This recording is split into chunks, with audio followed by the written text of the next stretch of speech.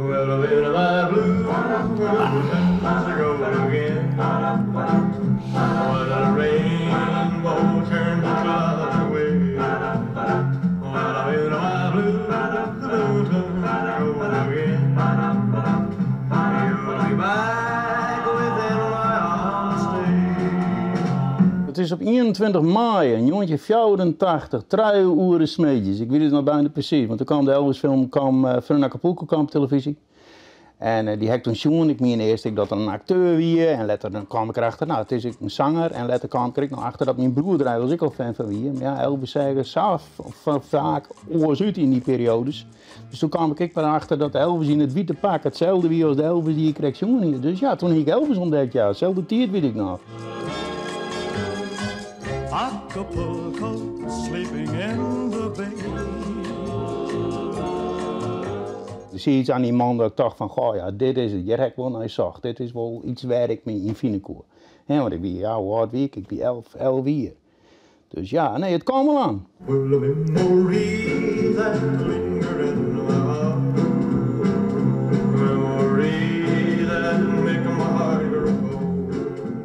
De man zelf luistert en kent het meer, dus dan word je zo dicht mogelijk bij hem komen. Dus dan krijg je stukjes tapijt waar er dan opgehangen had, contracten van zijn manager, menus waar er bij optreden had.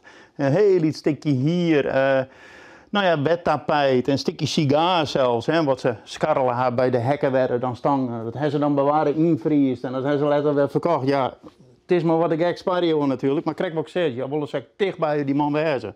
En dan neem je dat.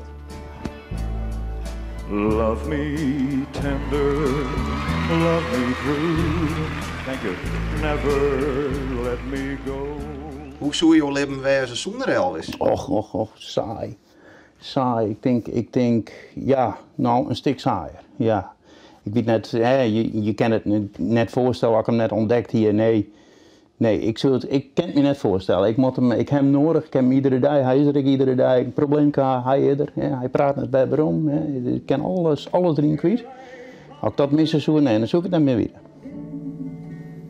Tell me dear, are you lonesome tonight?